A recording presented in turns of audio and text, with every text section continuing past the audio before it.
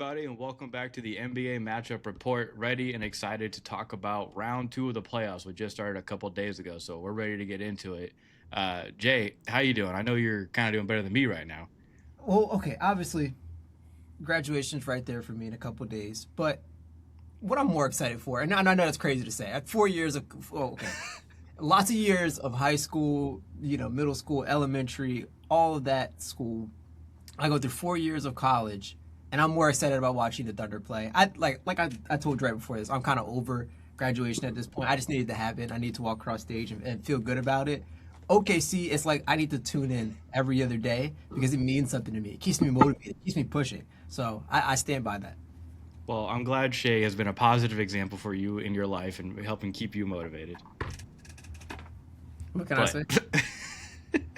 but I mean, honestly, man, like first of all, congratulations. Like you've been amazing since you've been there. You helped me out a lot when I right before I graduated and just throughout my entire time at WHIP, especially in anything I had sports media. It was always fantastic working with you. Obviously, we still work together in this fashion, so there's respect there.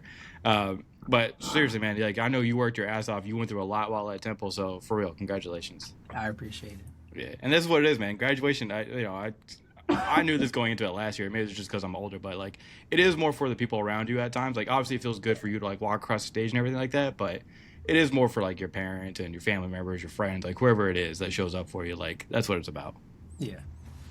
But all right, enough of that sappy shit. Let's get to it because we're here for basketball. Fuck all that. Yeah, fuck all that. Like, okay, cool. That was enough. Like that was no more heartfelt stuff the rest of the year. Okay, uh, we're in May.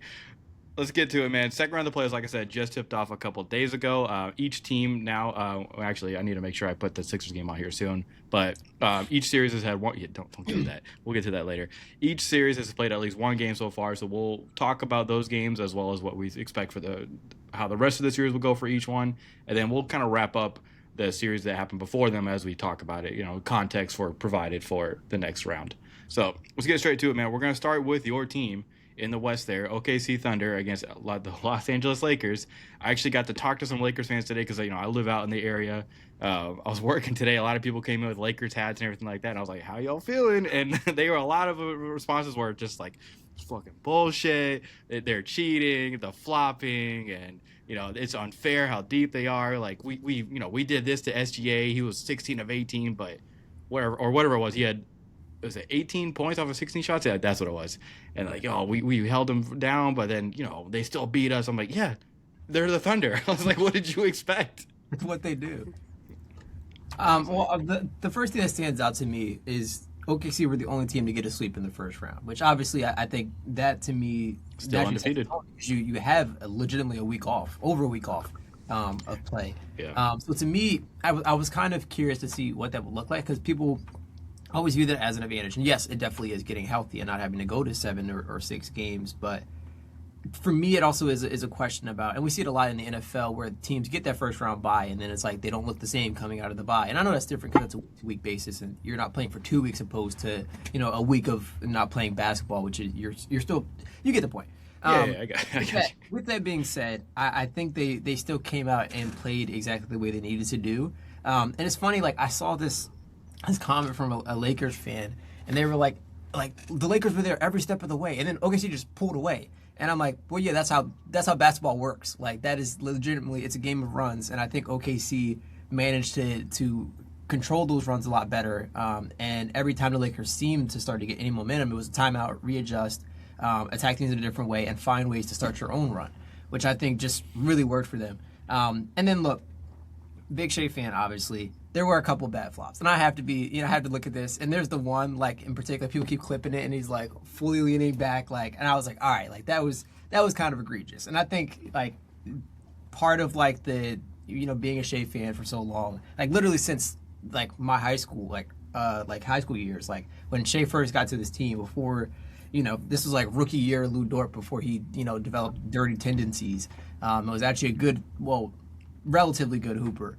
Um, I part of it is you're looking at this new era of the NBA, and a lot of it is drawing fouls successfully, and sometimes it looks goofy when you do it, and not just goofy, but like it is clearly a flop. And I'm not going to sit here and deny it, which is why like it happens. Is all I'm trying to say.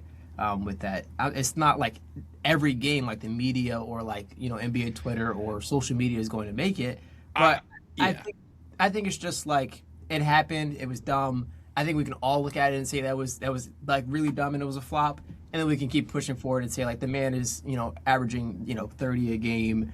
He up until this game the last time he didn't score 20 was a year ago in May. So like I think like for me it's everything anyone says about the flopping stuff, like I can see it, and we broke this down before. To me, it feels like you're like people who say, "Oh, Shea's a flopper," and like he's not a good scorer because that really feels to me like you're arguing over what I feel to be like 4 points at max. Yeah. Because to me, it's like two fouls. Like maybe you could say, "Oh, he flopped." If he's flopping two fouls a game, then that's 4 points potentially like that you could take away from his scoring. That's still like 28 points per game that he's scoring. He's still an efficient scorer on good percentages. Like it really is idiotic.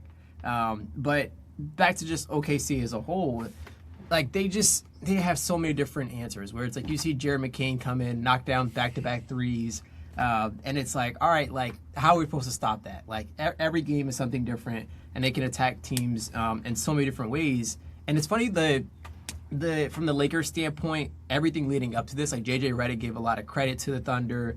DeAndre Ayton gave a lot of credit to the Thunder. And it was funny. Like JJ Redick was almost like he said specifically, and I don't want to misquote him, but it was something along the lines of like, yeah, like the way Houston's best defense is like OKC's base defense. And I think we saw that in a game like this where it's like OKC holds them to 90 points, and obviously they're without Luka Doncic, and Austin Reeves just come back from injury. But I mean, at the end of the day, they got it done, and I think that's a big thing is that it's very easy to poke and prod and say, oh, this team didn't take care of these opportunities when they had a moment to actually get up on teams, and OKC did that. Like I think we talked about San Antonio and Portland. It was like Portland had a good couple of times to win the game, good couple of times to make the series interesting, and didn't do it. And OKC just out, and obviously game one, a lot can happen, but it's a good start. Yeah, and I mean, it's so funny. Like every time I watch one of your guys' games, and even if I even talk to like casual fans about it, they're like, "Wow, OKC's got a lot of players that are really good."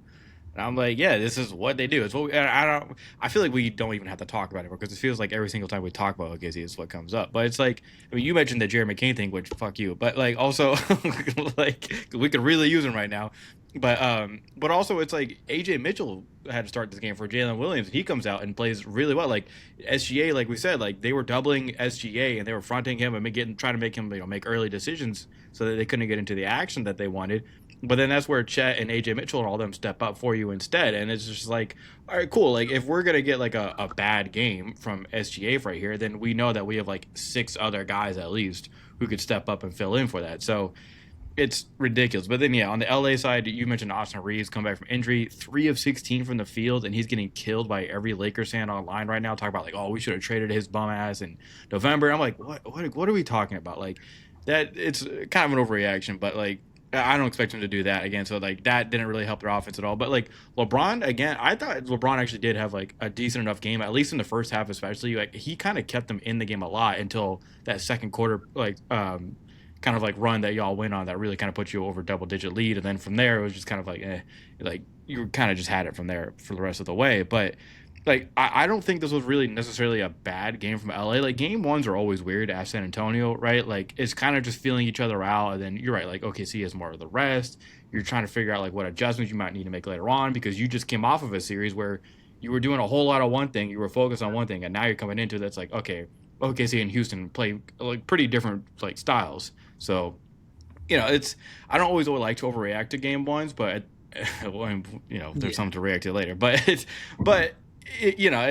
OKC. They're undefeated these playoffs for a reason, and LA has a lot of work ahead of them. And the Luka Doncic stuff makes it more weary for me because it's like we don't. It's still like he's running, he's taking some shots in practice, but I don't think there's any contact yet or anything like that. So I feel like the earliest we might see him from the way they're talking could be like game three, maybe four. Like I don't know, like even if we'll see him to be honest. But without him, I really don't give LA much of a chance to win this. I know we said that last series against Houston, but this is a lot different. Yeah, it's with Houston.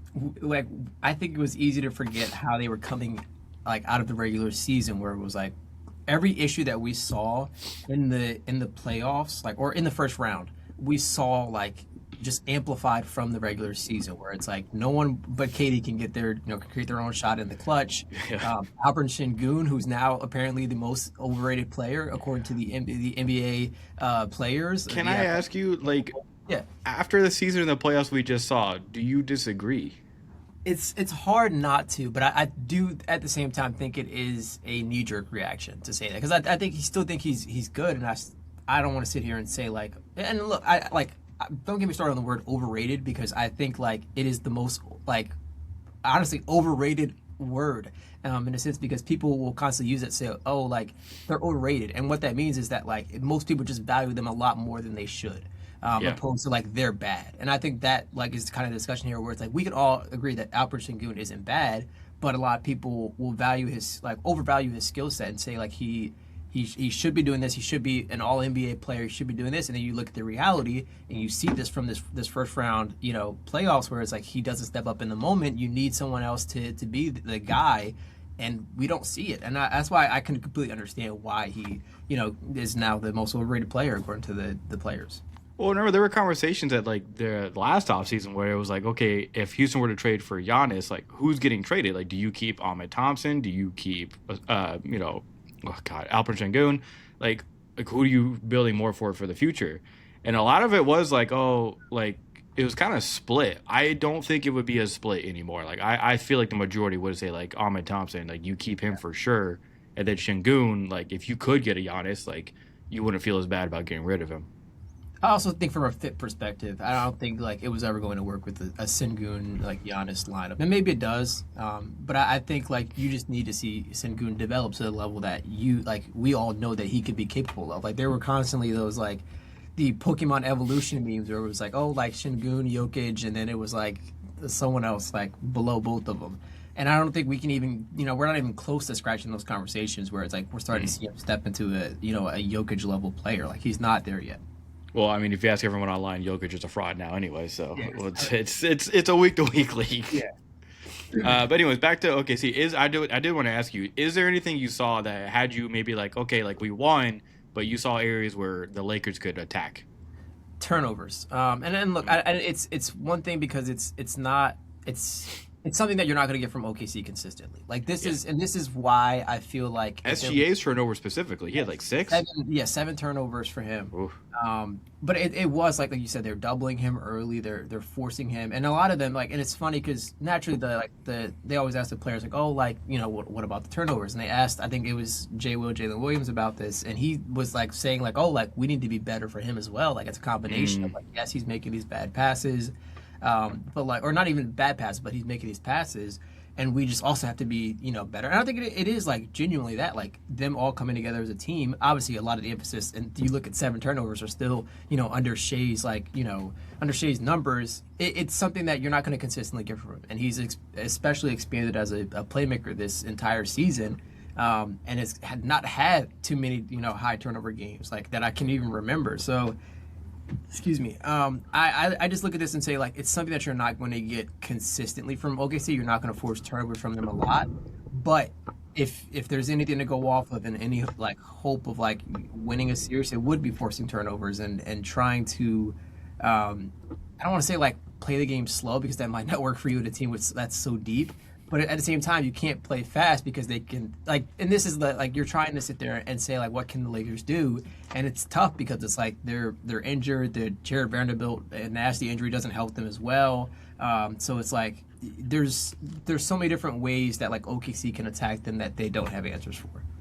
Yeah, I'm writing it down now because I kind of want to put a pin in this conversation a bit because there's been a lot of talk about the defense in the playoffs and how this has been like some of the lowest offense that we've seen like output wise in the playoffs in recent years, and a lot of that has been turnovers. I mean, every game we talk about coming up here, at least that I can think of, maybe not as much Minnesota or San Antonio. I didn't really have that as much noted, but like every other game so far, every game one, I was like, where are these turnovers? Like it's like an epidemic now in the well, no, that might be a bad use of words right now, but like within the NBA, it's kind of crazy, man. Like But like it's more out of character for OKC and SGA specifically than it is for some of these other teams like that we're going to talk about. So I do think you're right. Like that is a way like if LA wanted to continue to be aggressive with these doubles and like how they maybe approach that as each game goes along, because obviously you have to change things up as each game comes around. But that is a way like maybe you can say like if we can get those turnovers and then capitalize on them a little bit more, and we have one of our better offensive players in AR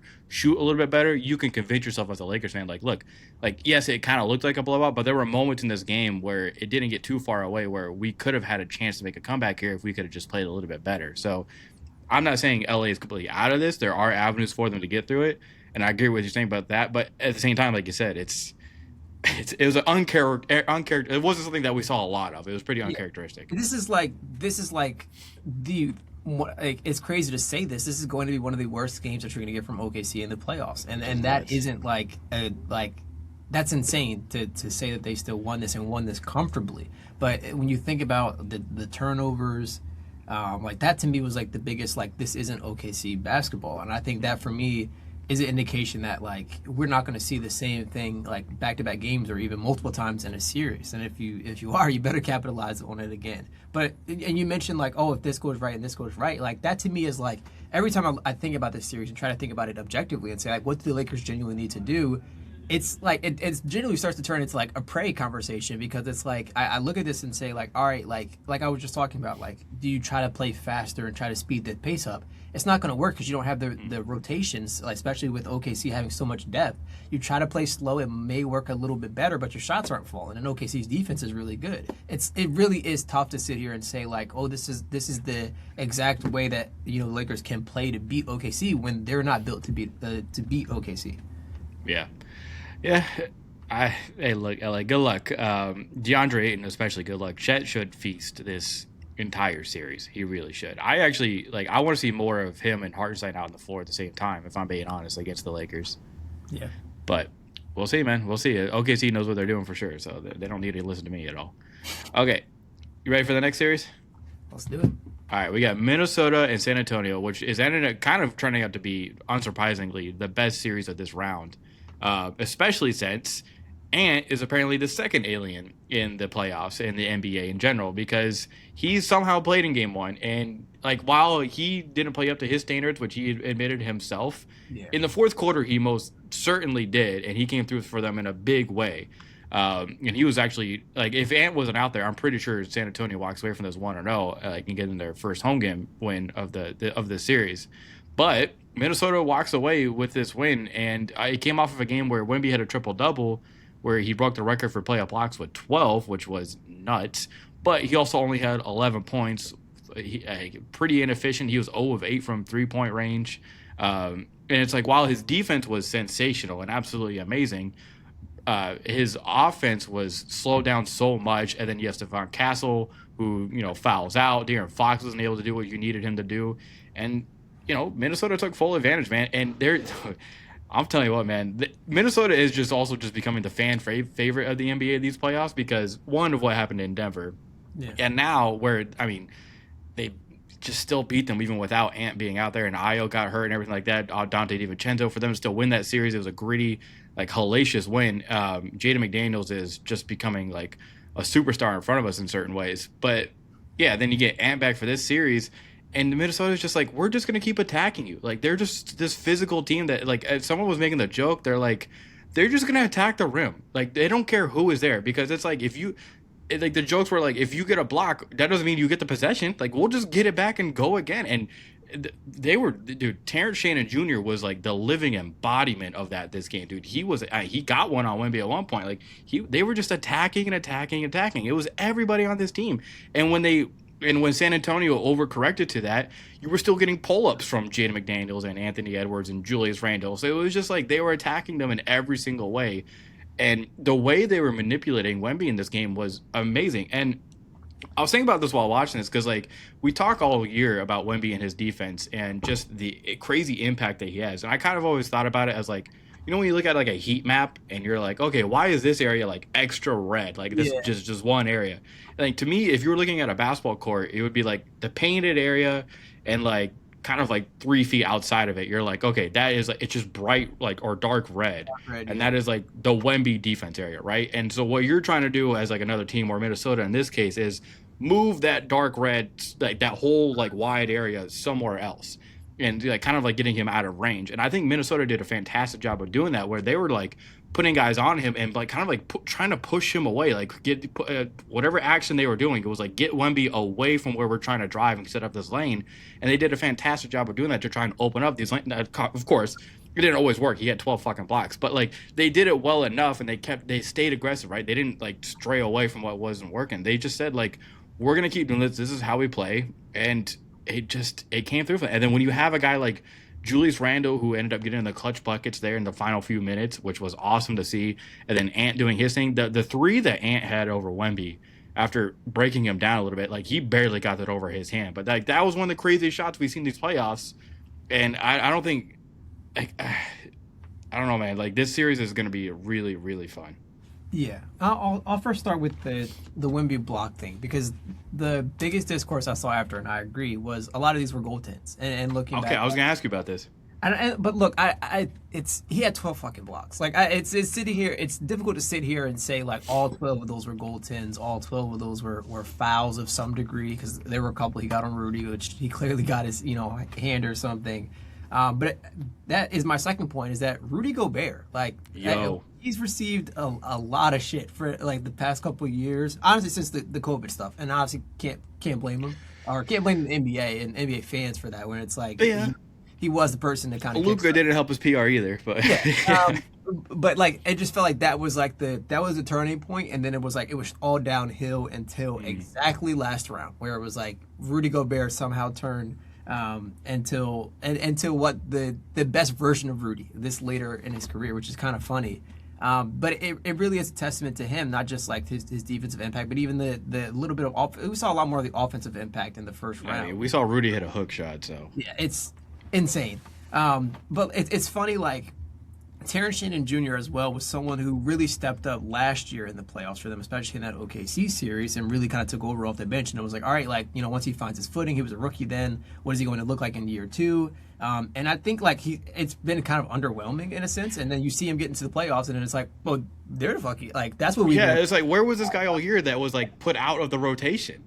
I guess, like, and yes, like, it is next man up. Dante DiVincenzo's out, and like it makes sense, but it's like, all right, like you saw that you had something there, and now you're definitely seeing it again. It's going to be undeniable to take him out of the rotation moving forward, going into next season. So it's just all things went well for Minnesota, and then it's funny, like you mentioned, like Ant talking after the game, like the first thing he said was like, I need to play better, like especially the rebounds, and that was like the one thing I'll be picky about, and the offensive rebounds. There were a couple late in that game which I think Minnesota could have put the game away a bit sooner if they were able to get them. But either way, like you mentioned it, Julius Randle comes down, like hit a tough shot off the glass like late in the game, where I was like, that's nasty. That's nasty.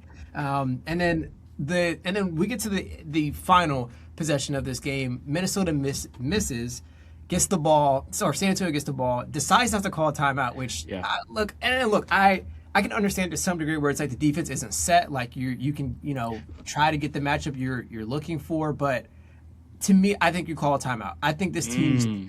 I'm glad we disagree on this. We've been agreeing too much lately. I'm glad we disagree on this. I think this team is too young for you to say go out there and gifts, like, yes, you could say Wemby, but maybe Fox in that scenario.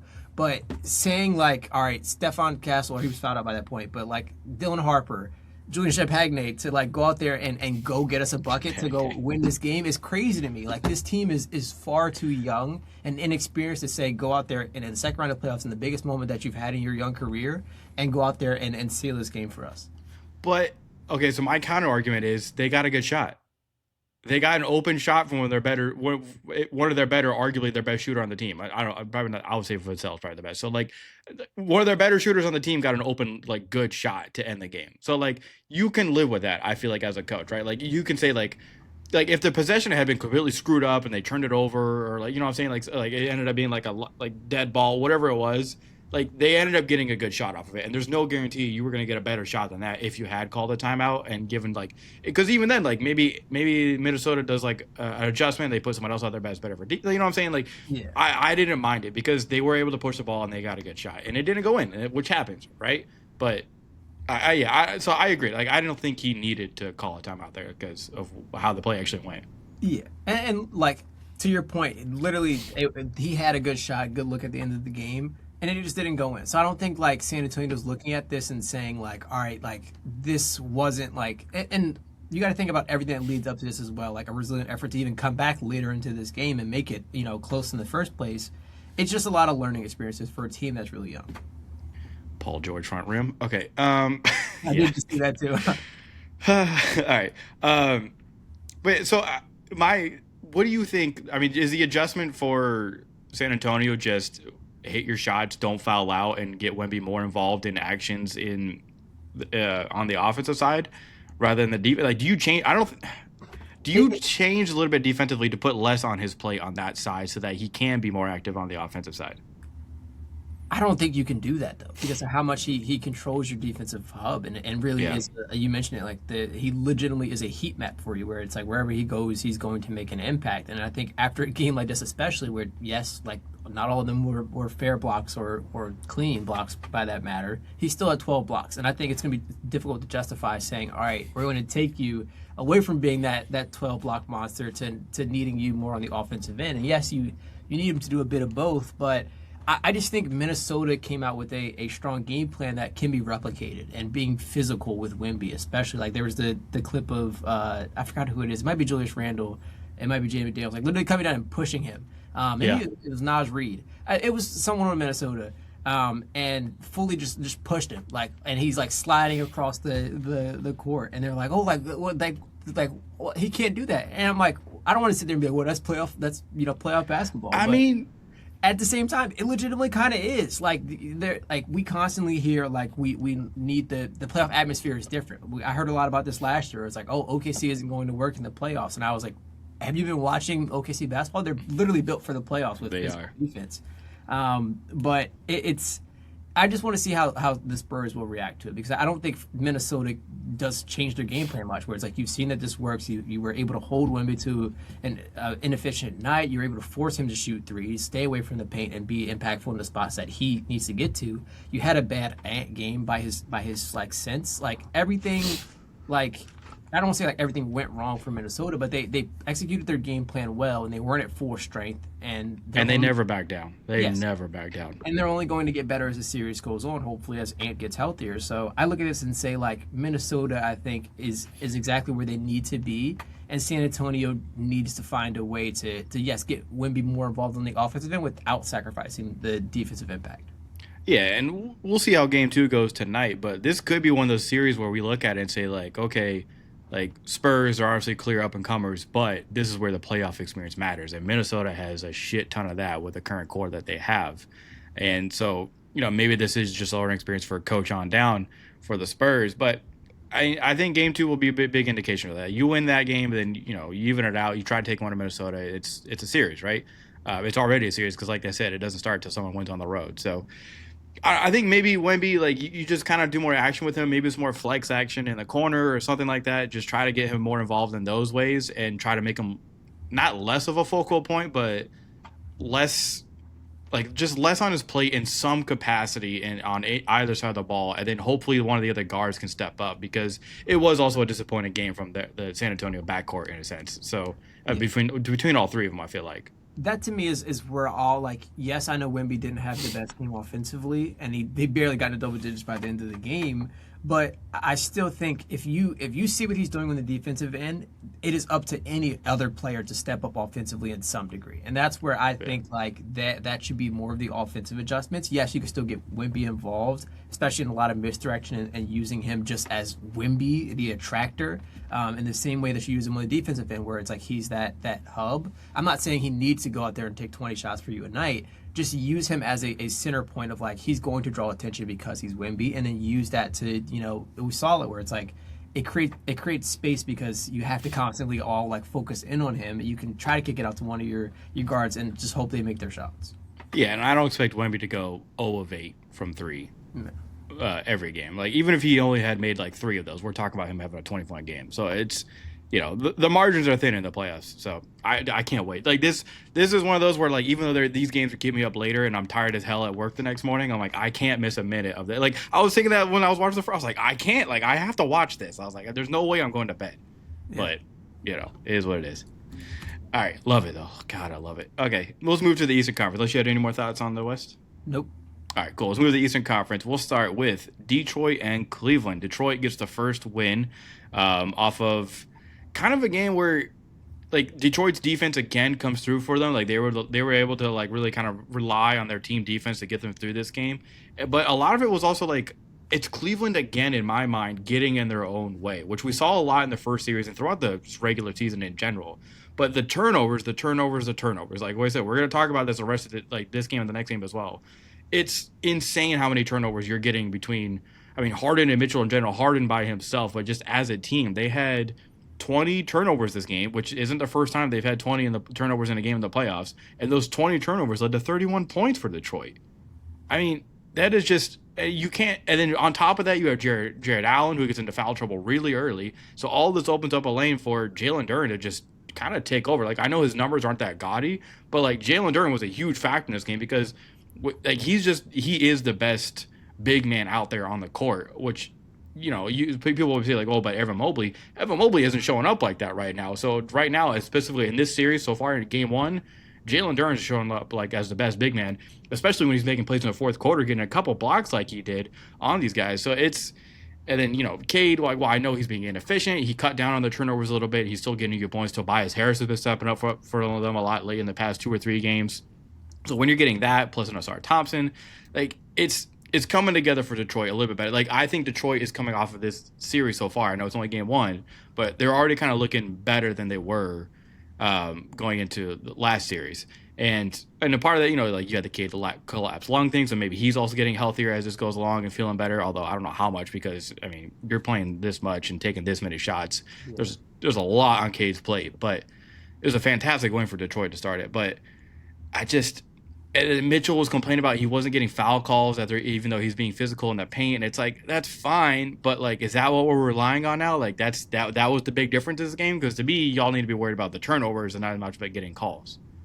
Yeah, I'll first start on the Detroit side because in the same vein that we talk about San Antonio being a really young team that needs experience, Detroit is the same way. And I think for them, though, I have a lot more confidence in them because they've already had the, like, all right, your back's against the wall, we need you to come back type of moment where it's like everything feels like it's lost and you come back and you look good. And that to me is what I think is the mark of a champion naturally. And I think Detroit has shown that already by having some early adversity here in the playoffs. To the sense I can't say the same with San Antonio. It's like, yeah, you were without Wemby a game, but he somehow comes back after a single game after a concussion. Like it to me, like Detroit has been through it, and yes, like you're gonna be so upset about it. Like every little shot you could take, even if it's subtle. Don't think I didn't see that. Every little shot you think you could take at Wemby, you're like, oh yeah, he somehow comes back from concussion early. It's insane after one game to miss one game for a concussion. But hey, I'm not a doctor. Maybe the evaluation worked well for them, whatever. But either way, like, Detroit has had their adversity already, where it's like they literally like were almost a 1 seed out, and it's funny that like now like we were talking about this a couple weeks ago, where it's like, oh, Orlando's like making this a series. If they win, do they keep Jamal Mosley? And then they blow a 3-1 lead, and it's like, well, now you have justifiable reason to be like, you're out of here. Yeah, that was the case there, but. Which, by the way, can we real quick shout out Orlando? Like it was like and Paolo in general for that series. Like they did like make it a series. That game 7, it felt like it was just Paolo, like where it was like, especially on the offensive end, like you spent a lot of picks to get Desmond Bane in there for him to do a whole lot of nothing, and in a game 7 of the first round in a big moment you need him. It's tough, and I don't know what their direction is moving forward. We talked about the kind of hole that they're in with like whatever, like do they go Franz, like Paolo? I think Paolo's the guy for them, but you could say both are both inconsistent enough where it's like it literally could be a toss-up and just more so a coach's decision of which like playing style he likes more and what personality, I guess. But back to the Detroit aspect of this, like I just think that they've had their adversity already, and Hmm. because of that, we're seeing them a lot more confident moving forward and saying, like, "Oh, we already had the worst thing happen to us possible. We came back from a 3-1 lead. We're here. We're seeing them play Detroit basketball, which I think we were expecting them to come out the gate and play, and they came out the gate, got punched in the mouth, and they regrouped, and now we're seeing like, all right, like here's Detroit looking like Detroit. Yeah. And for me, like a big, key contributor for that is Dennis Jenkins, like off the bench. Like it's we talked about him being that second guard to take some stress off of Cade. And I think that this was a game where we saw that from it, where it's like he has 12 points, he has three assists and 7 rebounds. Like I look at this and say, like, yes, it's not like, eye-catchingly like, flashy. He did exactly what he needed to do on his minutes where Cade isn't playing, or maybe he's playing with Cade in some degree, to try to take some of that stress off. So I really just want to see how this team continues to adjust. It continues to push, and consistency is going to be my biggest question moving forward for them. Like especially like Tobias Harris. Like which Tobias Harris are you getting? Are you like it is like insane that we saw him like go crazy game 7, and yes, he still had 20 points this game, but it was a relatively inefficient 20 points, especially from 3 where he goes 1 for 5. So Yeah. I'm just really interested to see what like this looks like from the Detroit standpoint of this, because like I said, like you said, Cleveland is like it's Cleveland is in a weird place where it's like it feels like to me they play to who their competition is, and Detroit for me sets that tone. Yeah, it's just Cleveland's been frustrating all year with this, and Harden talked about it after the game where he was like, I need to look at myself first with these turnovers, and it's like, yeah, you do, you've needed to for weeks now, and so does the entire team. But I do love, dude, I love the Dennis Jenkins shout. Like we talked about him very early on in the regular season. I remember because there was a game against the Sixers where he just was defending hellaciously against Tyrese Maxey and talking shit the whole time. This was before he was even on a standard contract. And he was out there hitting threes, which he's been doing them for them all year, and that's why they signed him, and that's why he's been getting minutes in the playoffs. Like you're right, like when he's come in for them at times during these playoffs, even last series, like he has been super crucial for them at times to just either relieve Cade Cunningham or to come out there and hit some timely buckets, and he's been very good about that. And he's going to be aggressive on defense as well and bring that energy. So shout out to him and Duncan Robinson, who hit like what 5 threes in this game, like fantastic. Like that's exactly what you need from him. That's the role he has to play. And then him going chest to chest with James Harden was just also a lot of fun. It's like I love James Harden, but like yeah, you love to see a guy like that. Like all right, yeah, like we're here. Like Yeah. it's fun, man. It's what these playoffs have been so chippy and hateful. These playoffs have been fun as hell, man. Like last year was fun because it was just like crazy and like the Halliburton stuff and everything else that was going on. But these playoffs just feel like it feels like slower, more muddy. It's like a rock fight every game besides like OKC, but it's like a rock fight every game where it's like, and I guess the Knicks, but it's dude, these playoffs have been so good. And I'm going to say that every year of the NBA, but God, it's like every playoffs is different. I love how hateful and muddy and chippy and just, like this one is. How hateful is kind of crazy, but hey, I'll allow it. Dude, I mean, come on. It's more fun that way. Like the Minnesota Denver stuff was just, like you couldn't miss it, man. You couldn't miss it, and that's what's part of the fun too. Is like right now things have been, I feel like cordial between San Antonio. Well, I say that, then now I'm getting flashbacks of Ant yelling at Keldon Johnson, but like compared to like last series, it's been kind of cordial. But I'm curious to see how as the series goes on, I feel like we're gonna get some more chippiness. Yeah. Can't wait. But yes, Detroit, Cleveland, man. I don't know, man. I don't know how I can look at Detroit and say like if their defense is going to play this way and Cleveland's going to keep being their worst enemy, like Detroit might be able to get this one in 5 or 6. Yeah, we'll do. Let's wait. Let's wrap up all of the game reviews before we start. Do we have to? Predictions? But I will say I agree with you in some way. Okay. And then can I also say real quick, I am mad at both Detroit and Cleveland at the same time because of what I said last show. I said I wanted an Orlando and Toronto playoff series. I needed real sicko basketball in round 2 between two defenses that were just gonna hit the hell out of each other. Scotty Barnes going at Paolo and all that. That would have been amazing, but they took it from us. They just took it from us. But hey, real quick though, shout out to Toronto and how they fought in that series. Scotty Barnes, I'm so glad he's finally getting the respect that he deserves for the way he's been playing. Colin Murray Boyles just kind of like came into his own during these playoffs. So like Toronto, like I think their future is looking brighter than I think a lot of people thought it was going to at the beginning of the playoffs.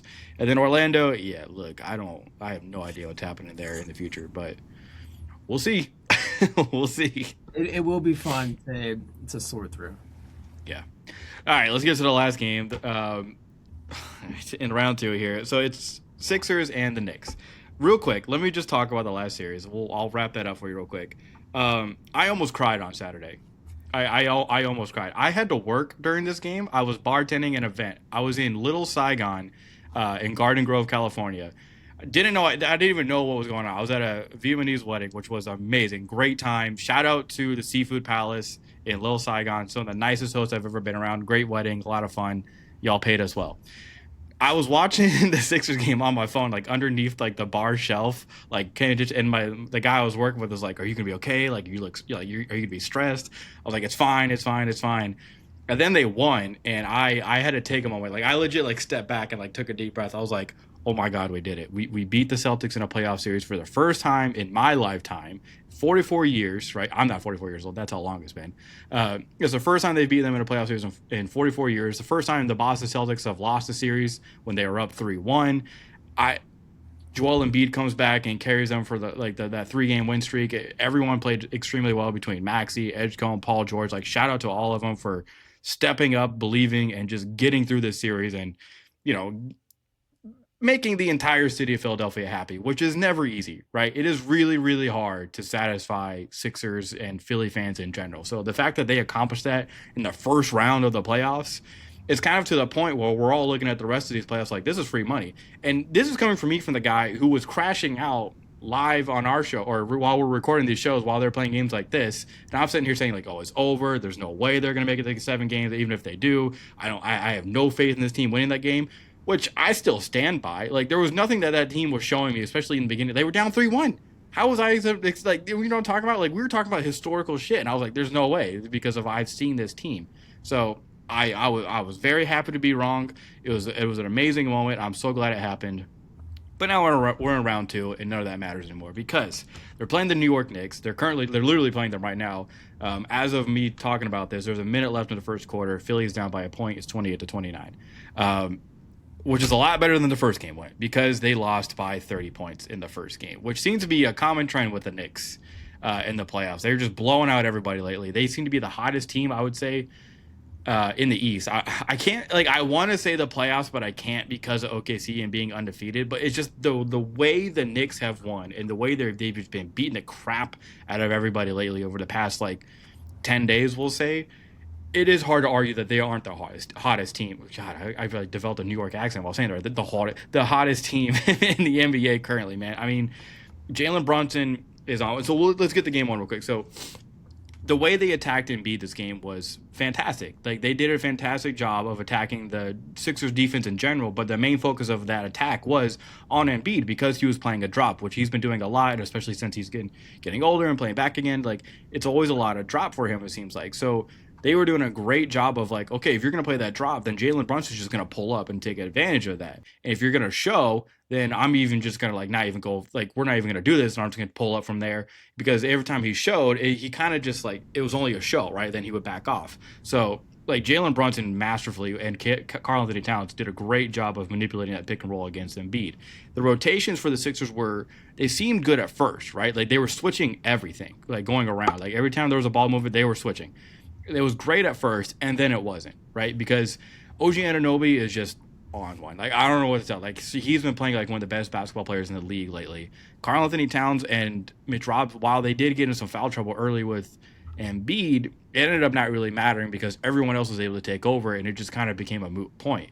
And Mikal Bridges is now even putting the ball on the floor, getting to the basket. So it's like, when they're starters and Josh Hart, all these guys are playing this well, and Josh Hart is forever just leader of the hustle award, man. Like, I can't ever, like, as much as it pains me, just like it would when I talk about like Celtics players, as much as it pains me, like, Josh Hart is like a lot of times just the engine of that team, the heart of it, like everything he does for them at an energy level and just the effort, the hustle.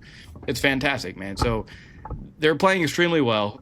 It's going to be hard to beat them at MSG at any time because that crowd is amazing.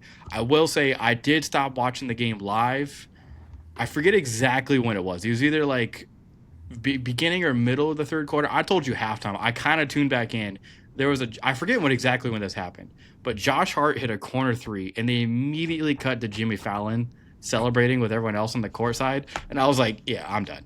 I was like, I'm not about to have this thing where every time the Knicks make a bucket, they cut to another New York celebrity, and I gotta like watch Ben Stiller and all these other people like have fun, and Timothy Chalamet, who, ooh, he ditched his girlfriend for the Met Gala, whatever. What? Yeah, but the Sixers, right? Let's get. I'm like starting to rant here. Sorry, but for the Sixers side of this, right? What needs to happen is one, make your shots. Like Paul George straight up said it after the game. Last thing for the Knicks is that like they just made a ton of shots. Like they were super efficient in this game from everywhere in the field, 3-point, like wherever you want to point out efficiency numbers, they had it. And Paul George was mentioning that at the game, like, yeah, we had breakdowns, but they were also just making shots. And you could kind of say, the same thing with the Sixers, except like, or not, you can't say the same thing. I'm just kind of like the opposite, where it's like they just weren't making shots, like open or not. Like the Sixers were just missing like crazy bad shots, like shots that should have gone in. So you can say like, okay, like if they're not making as many contested shots and the Sixers start making their open shots, which is kind of something we were saying by the Sixers at the beginning of the last series, then maybe this is more competitive and we see a different game. But it's hard to believe that's going to happen, especially now that Embiid's going to be out a game, and then it's bad shot. Like a lot of times it's just bad shots that happen too, where it's like you get late in the clock and they have to chuck up a shot in there, and you're getting out rebounded. It's a lot of the same problems. Like you're like a lot of the stuff that I'm complaining about or talking about the Sixers need to prove on right now after the game one against the Knicks is a lot of stuff that we were talking about like early on against the Celtics. So part of that makes me believe, okay, like they can make the adjustments. And again, I'm gonna apologize for this one. I was so hard on Nick Nurse all regular season and coming to the playoffs about how he has coached his team.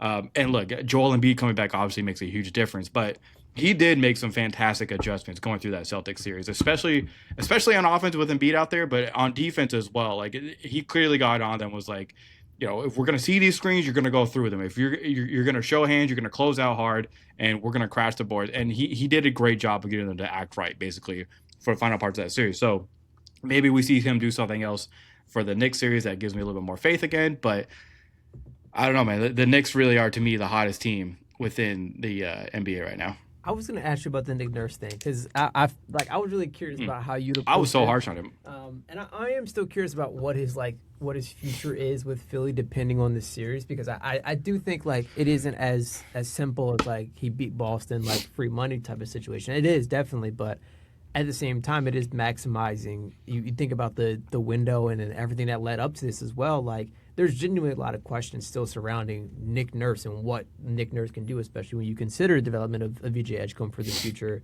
and maximizing Tyrese Maxey's window of I guess we could put him in superstar category. I think he's there. Yeah, dude. I mean, what he did against the Celtics, he is a superstar. Which I want to circle back to because he was like the reason Philly won this game. Like, and yes, I know Boston couldn't they couldn't do shit against Embiid. Couldn't fall out of a boat and hit water, but it was still Tyrese Maxey getting downhill, finishing through contact, especially in the paint. Like where I was like, I don't know if there's a lot of space there. Oh, doesn't matter. Because he blows right by them. He's blowing by. He's squeezing. And to blow by them in the final 2 minutes of a Game 7 is crazy. Yeah, but it's exactly what you need from him. So it really is going to be a question about how can you maximize this? How can you use him and especially with the healthy Embiid minutes and what that looks like, maximizing the window of those players. And I think a lot of this, once again, all circles back to Nick Nurse.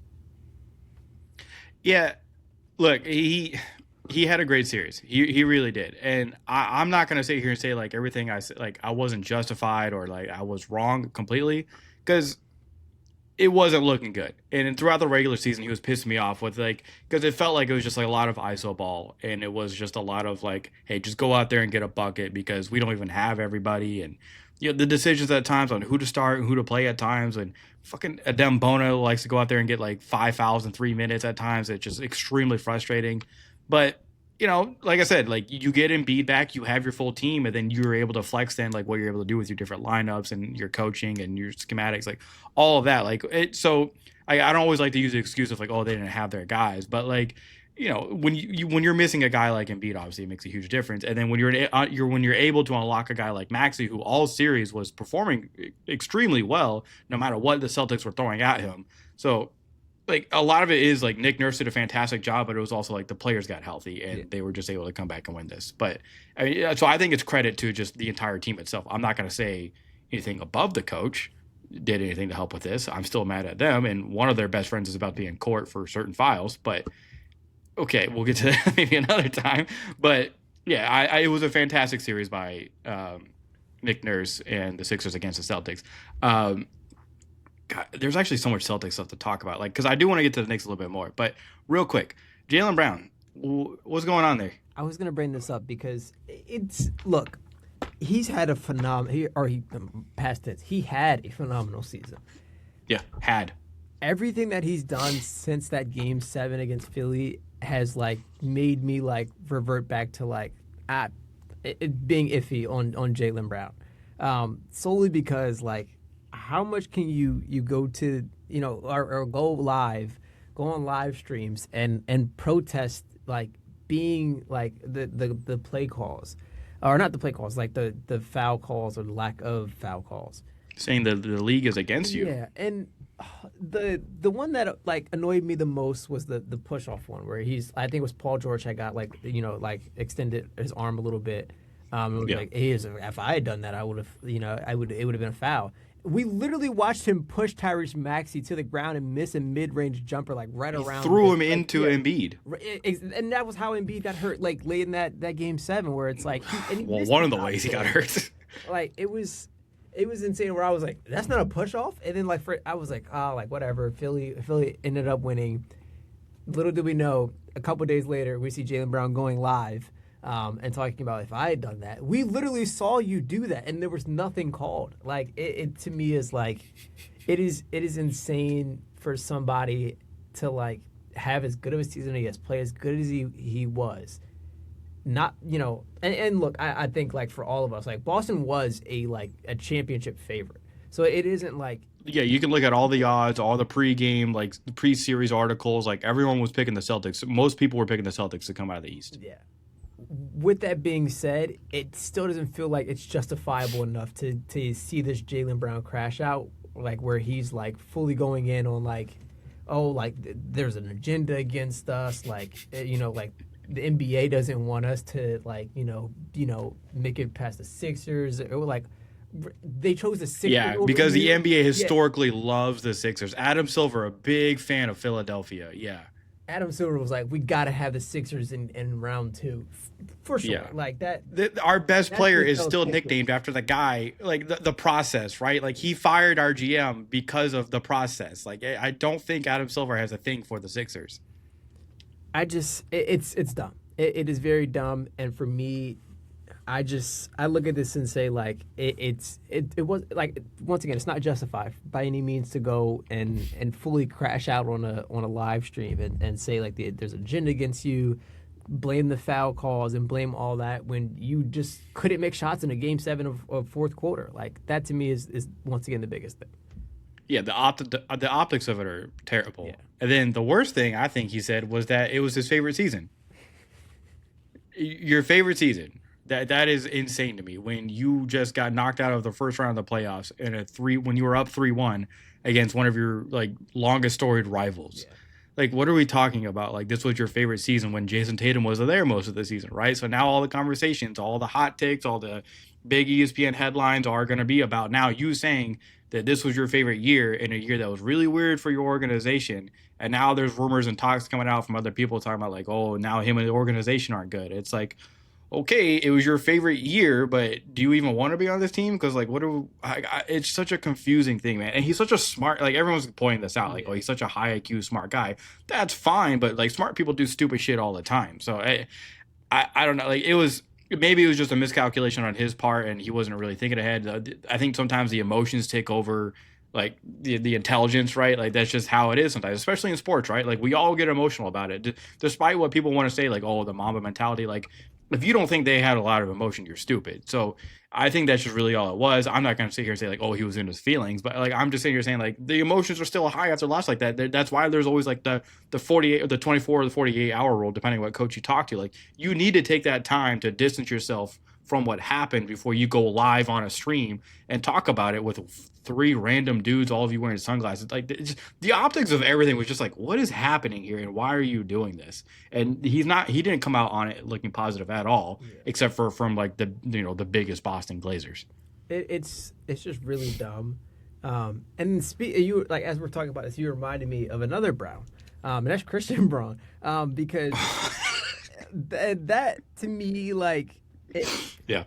Okay, so I need to pull up the exact quote because after they asked like Denver's season ends, and it's funny because the first quote I saw, like anything I saw like following this game, was Jokic talking about like if we were all like he was like if we were all in Serbia, we'd be like said something like along the lines of like we'd be done for, which I was like that's just hilarious. But like I mean at the same time like oh yeah here it is if we were in Serbia we would all get fired, which I was like that quote graphic is going to go hard like people. And look, there may need to be conversations about certain coaches and players, but Christian Braun is following the law said, I just think I'm the leader of this team. I'm the vocal leader of this team. And it's I didn't play well enough as an individual, and I didn't have this team ready enough to play in a tough series. Now, during this playoff series, Christian Braun averaged 8 points per game and less than 2 assists per game, or in the series, I should say.